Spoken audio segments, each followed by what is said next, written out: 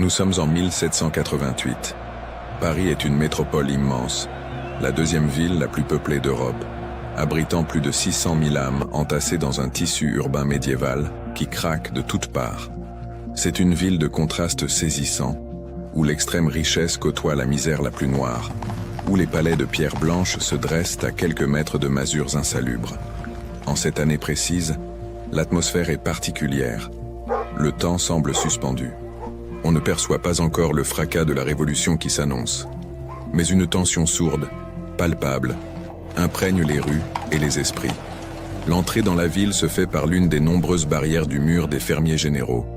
Cette enceinte fiscale qui encercle la capitale non pour la défendre, mais pour percevoir l'impôt sur les marchandises. Pour le voyageur qui arrive de la campagne, le premier contact avec Paris est olfactif et auditif avant d'être visuel.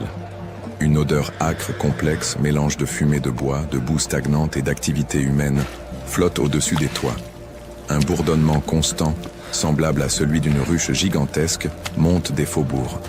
La géographie de la ville est marquée par la Seine, artère vitale et parfois capricieuse.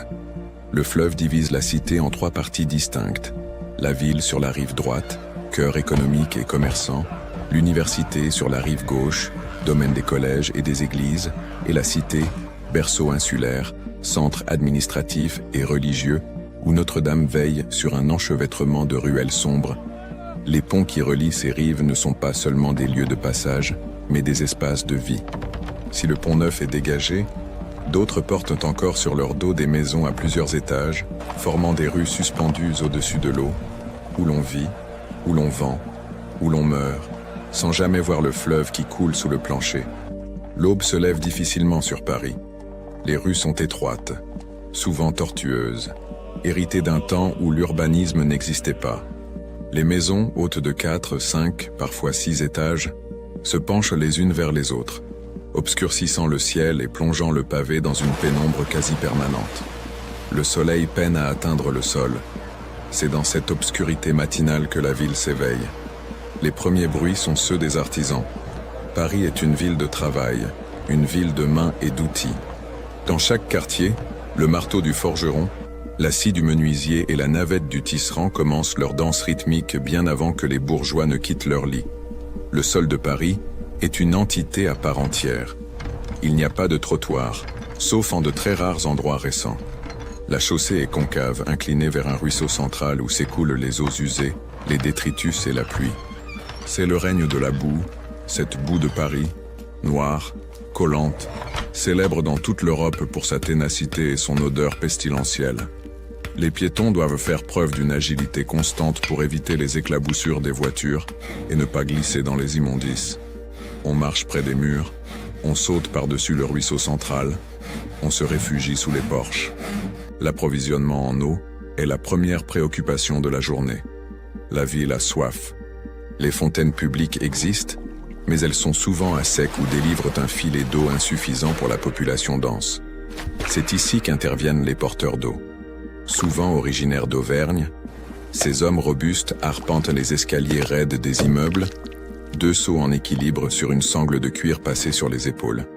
Ils montent l'eau de la Seine ou des fontaines jusqu'aux étages élevés, vendant ce liquide vital au prix de l'effort physique. Leurs cris résonnent dans les cours intérieures dès les premières lueurs du jour.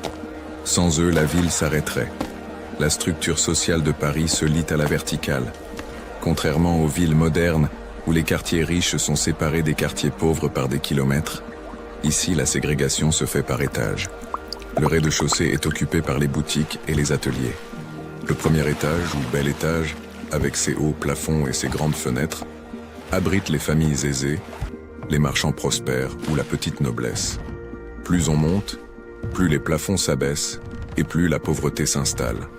Sous les toits, dans les mansardes glaciales en hiver et étouffantes en été, s'entassent les domestiques, les ouvriers, les apprentis et les gagne-petits.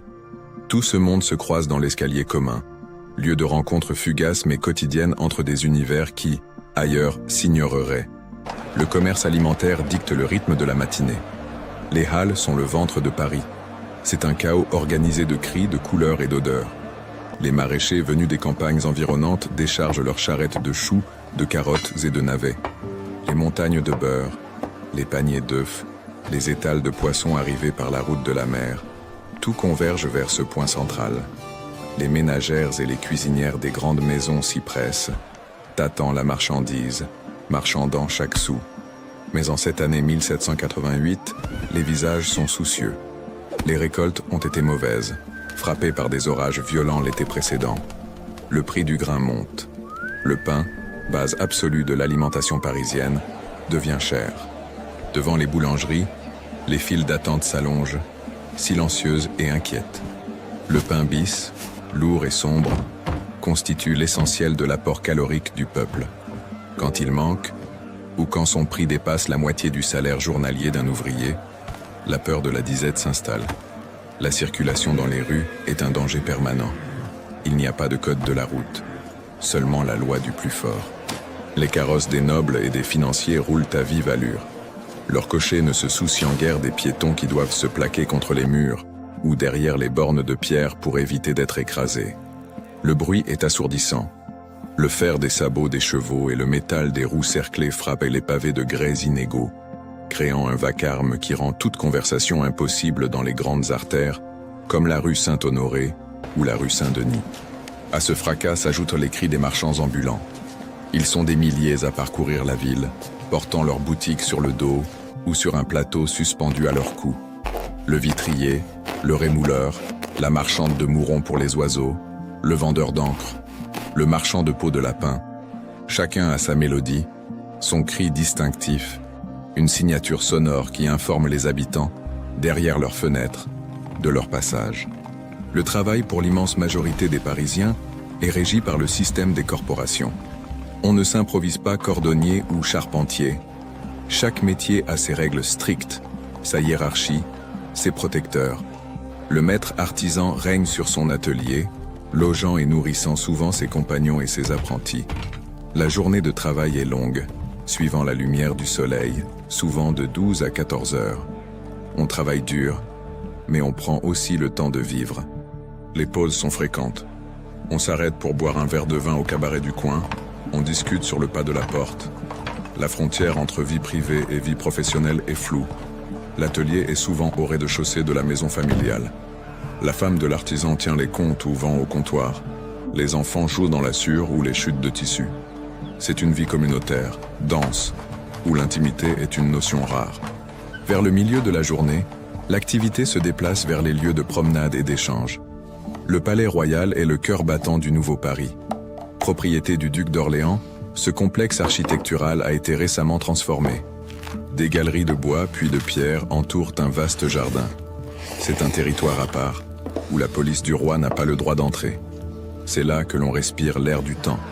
Sous les arcades, on trouve des cafés élégants, des boutiques de luxe, des librairies, des maisons de jeux et des lieux de plaisir. C'est un monde en réduction où toutes les classes sociales qui ont un peu d'argent se mélangent. On y vient pour voir et être vu, pour lire les gazettes, pour écouter les nouvelles. Les cafés du Palais Royal, comme le café de Foix, sont des laboratoires d'idées. On s'y assoit autour de tables de marbre pour boire du café, du chocolat ou des sorbets. La parole y est plus libre qu'ailleurs. Les nouvellistes, ancêtres des journalistes, y débitent des informations, vraies ou fausses, sur la cour à Versailles, sur les décisions des ministres, sur l'état des finances du royaume. On y commente les pamphlets qui circulent sous le manteau. En 1788, la politique n'est plus une affaire réservée au roi et à ses conseillers. Elle devient, dans ces lieux, le sujet de conversation des avocats, des clercs, des bourgeois et des intellectuels sans fortune. On sent ici une effervescence intellectuelle, une soif de réforme, une critique de plus en plus ouverte de l'absolutisme, même si l'on reste encore respectueux de la personne du roi. Pendant ce temps, dans les quartiers laborieux comme le faubourg Saint-Antoine, l'ambiance est différente. Ici, l'industrie du meuble, du papier peint et du travail du métal domine. Les rues sont encombrées de charrettes de bois et de matières premières. Les ouvriers de ce faubourg forment une population solidaire, turbulente, fière de son savoir-faire. Ils vivent modestement, souvent au jour le jour. Leurs distractions sont simples. Le jeu de boules, les combats d'animaux parfois, et surtout la guinguette hors les murs, le dimanche, où le vin n'est pas taxé. La conscience d'une injustice sociale est vive ici, nourrie par la difficulté de nourrir sa famille, alors que le faste s'étale ailleurs. L'habillement est un marqueur social infaillible. Dans la rue, un simple coup d'œil permet de situer chacun dans la hiérarchie. L'aristocrate et le riche bourgeois portent la culotte de soie, les bas blancs, l'habit de drap fin aux couleurs parfois vives, la perruque poudrée et le tricorne sous le bras. L'épée au côté est le privilège des nobles, mais beaucoup de bourgeois l'imitent. L'homme du peuple, lui, porte le pantalon de toile, plus pratique pour le travail, des vêtements de laine grossière, aux couleurs ternes, gris, brun ou bleu sombre. Il porte ses propres cheveux, souvent longs et attachés en catogan ou sous un bonnet de laine. Les femmes du peuple portent la jupe, le tablier, le fichu sur les épaules et le bonnet blanc qui cache les cheveux. La robe à panier et les coiffures élaborées sont réservées aux dames de qualité qui ne marchent pas dans la boue. L'hygiène et la propreté corporelle ne sont pas les priorités telles qu'on les entendra plus tard. On se lave peu à grande eau. On privilégie la toilette sèche, le changement de linge blanc, les parfums et les poudres pour masquer les odeurs. Les bains publics existent, sur des bateaux amarrés sur la Seine, mais ils sont réservés à ceux qui en ont les moyens et le temps. Pour la masse, la rivière sert à tout. On y lave le linge, on y puise l'eau, on y déverse les ordures. Malgré cela, une forme de coquetterie parisienne existe. Même la plus modeste ouvrière prend soin de son apparence le dimanche, ajoutant un ruban coloré à son bonnet ou blanchissant soigneusement son fichu. L'après-midi avance et la lumière change sur les façades de plâtre et de pierre. Les cloches des centaines d'églises et de couvents rythment la journée. Paris est une ville profondément religieuse dans son paysage, couverte de clochers, de croix et de statues de saints aux angles des rues. Les processions ne sont pas rares, bloquant la circulation, mêlant le sacré au profane. Cependant, en cette fin de siècle, la ferveur religieuse stiédit quelque peu dans certaines couches de la population, gagnée par l'esprit critique ou simplement par l'indifférence. Mais l'Église reste le cadre temporel de la vie, de la naissance à la mort, en passant par les fêtes chômées qui sont les seuls moments de repos. À mesure que le crépuscule approche, une autre transformation s'opère. La ville se prépare à la nuit. Depuis quelques années, Paris est mieux éclairé. Les anciennes lanternes à chandelles, qui donnaient une lueur vacillante et faible, ont été remplacées par des réverbères à huile munis de réflecteurs en métal poli. Suspendus au milieu des rues par des cordes, ils diffusent une lumière plus vive et plus constante. C'est une révolution technique qui repousse les ténèbres et insuffle un sentiment de sécurité relative. On peut désormais sortir le soir un peu plus tard. Les théâtres, comme la Comédie Française ou l'opéra, ouvrent leurs portes. Les files de carrosses s'y pressent. Le spectacle est autant dans la salle que sur scène. On s'observe, on s'interpelle d'une loge à l'autre. Le peuple, lui, se contente des théâtres de foire sur les boulevards, où l'on joue des farces, où l'on montre des curiosités, des automates ou des animaux savants. La nuit tombée, les portes de la ville aux barrières d'octroi sont fermées ou étroitement surveillées. Paris devient un monde clos. Si les grands boulevards et les alentours du Palais Royal restent animés, les quartiers résidentiels sombrent dans le silence et l'obscurité. Les rondes du guet, la police urbaine, circulent, lanternes à la main.